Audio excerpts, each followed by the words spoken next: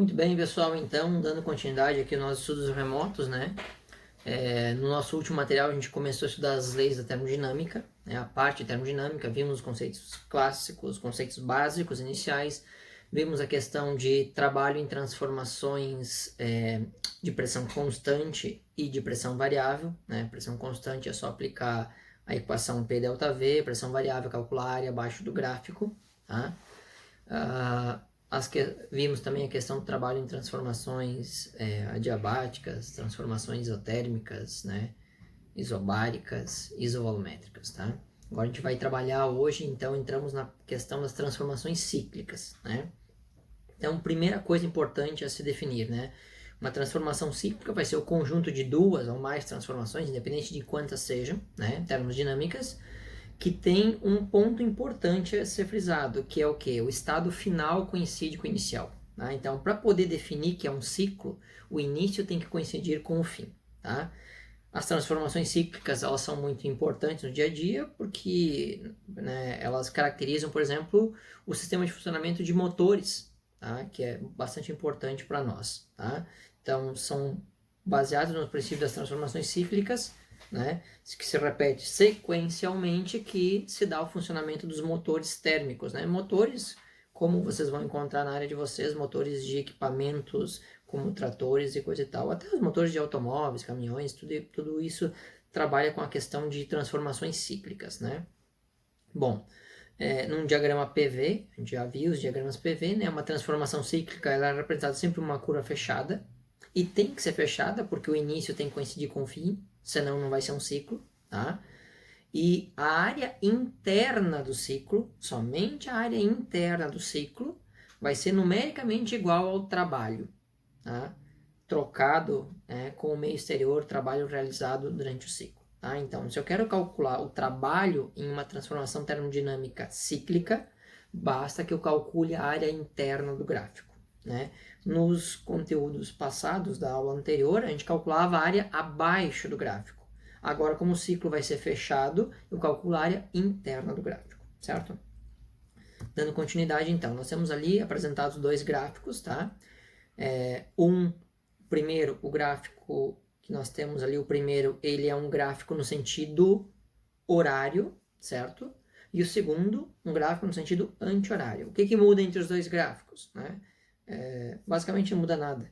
Né? Os gráficos são os mesmos, a área interna dos dois gráficos será igual, mas o fato de um estar no sentido horário implica que o trabalho realizado é positivo, ou seja, é um trabalho realizado pelo sistema. Né? O gás está expandindo. Tá?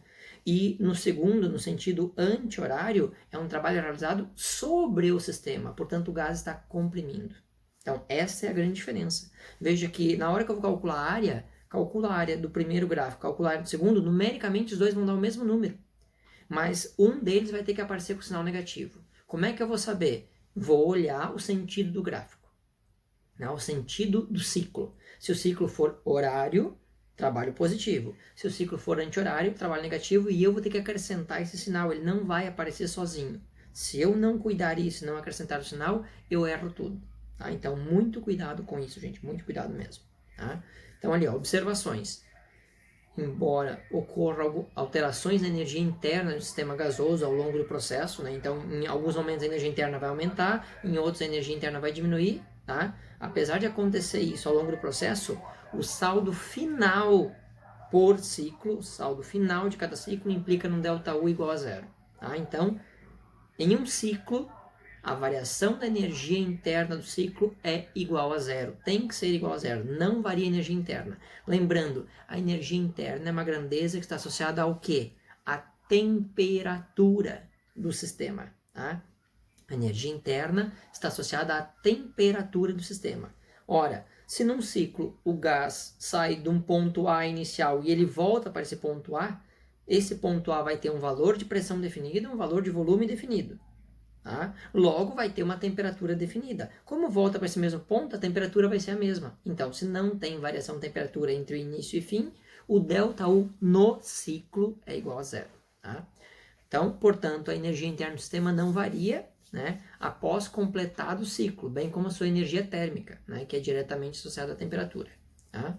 Há sim uma igualdade, então. Se não tem variação de energia interna, ΔU, se a gente lembrar a primeira lei termodinâmica, né?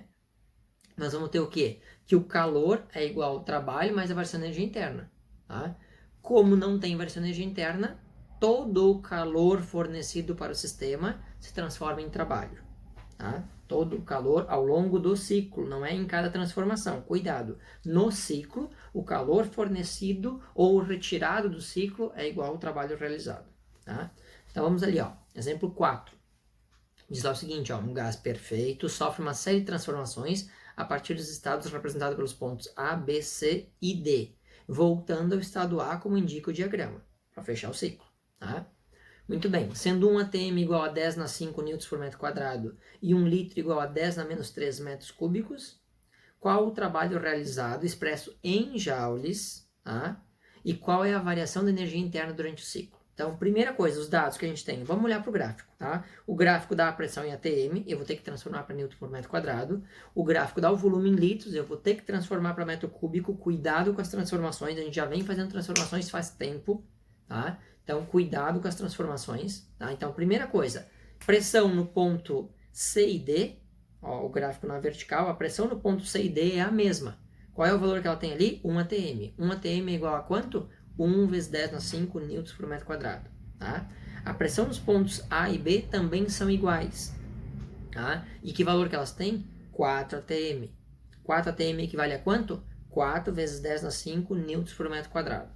Tá? Bom, o volume do ponto A e do D, o volume agora é eixo horizontal. O volume no ponto A e no ponto D são iguais. Qual o valor desse volume? 2 litros. Transformando para metros cúbicos, vai ficar 2 dividido por 1000, 0,002. Ou 2 vezes 10 na menos 3. Usar a notação científica, a mesma coisa. Tá? O volume no ponto C e no ponto D também são iguais. Tá? E que valor que ele tem? 4 litros. Transformado para metro cúbico, 0,004. Então vamos lá. Letra A pede para calcular qual é o trabalho. Tá? O trabalho é a área interna do ciclo. Né? Então, se o trabalho é a área interna do ciclo, aquele ciclo ali, que figura é aquilo ali? 1 quadrado. Então, como é que eu calculo a área de 1 quadrado? Base vezes altura. Então, vamos lá. Quem é a minha base? É o volume final menos o volume inicial. Portanto, 4 menos 2. Só que tem que transformar para metro cúbico. Então, é 0,004 menos 0,002. Tá? Vezes a altura desse quadrado. Qual é a altura dele? É a pressão final, que é 4 atm, menos a pressão inicial, que é 1 atm. Transformado para notação científica, para Newton por metro quadrado. Então, eu vou ter lá, ó, 4 vezes 10 na 5, menos 1 vezes 10 na 5. Tá? Então, fazendo a diferença, 0,004 menos 0,002 vai dar 0,002. Que multiplica, notação científica, 4 vezes 10 na 5 menos 1 vezes 10 na 5, subtrai o número inteiro, 4 menos 1 dá 3, conserva a notação. Tá? Então, 10 na 5 menos 10 na 5, continua 10 na 5. Tá? Então, a resposta final vai ser 0,002, que é o delta V, tá? Multiplicado pelo 3 vezes 10 na 5, que é o delta P, certo?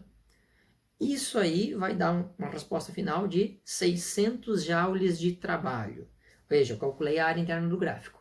Eu preciso ir lá e olhar o gráfico e ver se o gráfico é no sentido horário ou sentido anti-horário. Olha para o gráfico é no sentido horário.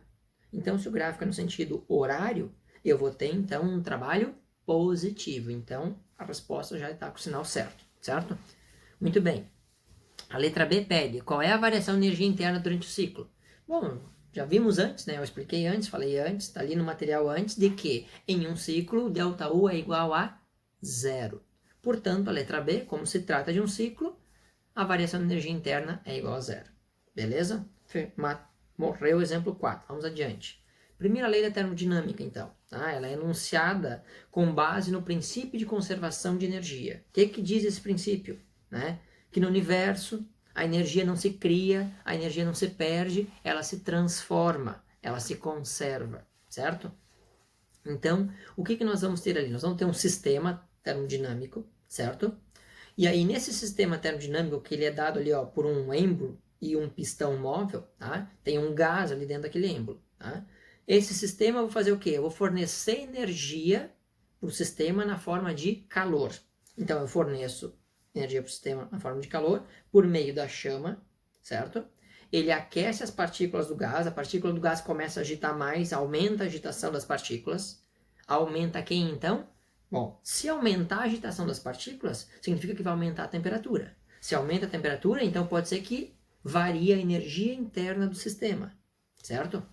Assim como, se o êmbolo for móvel, ao aumentar a agitação das partículas, as partículas colidem com a parede desse êmbolo com mais intensidade, aumentando a pressão. E aí a gente já viu em conteúdos passados, né? Pressão, força sobre área, vai exercer uma força no êmbolo e vai empurrar o êmbolo. Quando empurra o êmbolo, o volume do gás vai aumentar, né? Se varia o volume de um gás, então o gás realizou trabalho. Então vejam bem, o que a primeira lei da termodinâmica diz? O calor fornecido para um sistema pode ou variar a energia interna ou realizar trabalho. Tá? Então, ou uma ou outra coisa. Perfeito? Então, esse é o princípio da primeira lei da termodinâmica. Todo calor fornecido para o sistema ou realiza trabalho ou varia a energia interna. Tá? Ou faz uma, ou faz a outra, ou faz as duas coisas. Pode fazer as duas coisas. Eu posso fornecer calor, realizar trabalho e variar a energia interna do sistema ao mesmo tempo. Então, não é ou uma ou outra. Pode ser ou uma, ou outra, ou as duas. Perfeito? Então, vamos lá. Sinais, gente. Sinais aqui é tudo. Se vocês não prestarem atenção nos sinais, vocês podem ter inúmeras dificuldades e errar muitos problemas. Então, olha, o sistema. Quando o sistema ganha calor, entrou energia para o sistema, Q positivo. Quando o sistema perde calor, saiu energia do sistema, Q negativo.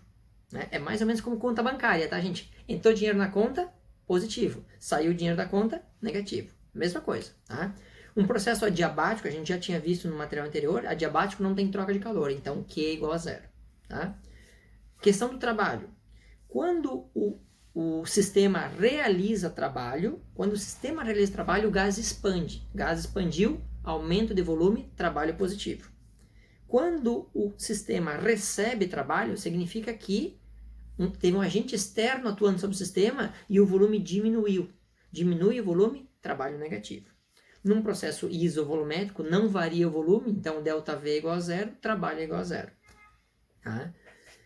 A questão da temperatura, né? Então, um sistema, para aumentar a temperatura de um sistema, aumentar a temperatura do sistema significa aumentar a energia interna. Diminuir a temperatura do sistema significa diminuir a energia interna. Tá? E num processo isotérmico é temperatura constante, se não varia a temperatura, ΔU é igual a zero. E no ciclo fechado, ΔU também é igual a zero. Tá? Então essas coisas são importantes, porque em muitos cálculos esse sinal você vai ter que acrescentar porque ele não aparece sozinho, certo? Então cuidado com os sinais, gente. Então vamos lá, transformação isotérmica. Então, recordando a primeira lei da termodinâmica, o calor fornecido para o sistema ou realiza trabalho ou varia a energia interna. Numa transformação isotérmica, ΔU é igual a zero porque a temperatura é constante. Então, todo o calor numa transformação isotérmica vai ser convertido em trabalho, certo? Todo o calor fornecido ao sistema, ou ele é convertido em trabalho, ou o trabalho realizado pelo sistema é liberado na forma de calor. Tanto faz. Eu posso atuar sobre o sistema, né? E transferir, então, realizar trabalho sobre o sistema por meio de um agente externo e o calor sai do sistema, certo? Transformação isovolumétrica, volume é constante. Se o volume é constante, não varia o volume, não tem trabalho. Então, na primeira lei termodinâmica, calor é igual ao trabalho mais ΔU, o trabalho vai ser igual a zero. Né? Então, trabalho igual a zero. Portanto, todo o calor é igual à variação de energia interna. Tá? Então, num êmbolo fixo, eu vou lá e dou calor para o sistema, boto uma chama embaixo lá do sistema. O sistema absorve a energia da chama e faz o quê? Faz as partículas aumentar a agitação, mas o volume não expande, porque o êmbolo é fixo. Então, se o volume não expande, a agitação das partículas faz aumentar só a temperatura. Então, todo o calor vai variar a energia interna, certo? Numa transformação adiabática, a diabática não tem troca de calor. Então, a gente pega a primeira lei termodinâmica. Calor é igual trabalho mais ΔU. Se não tem troca de calor, o calor é igual a zero. Né? Então, se o calor é igual a zero, vai ficar zero igual ao trabalho mais ΔU. Né?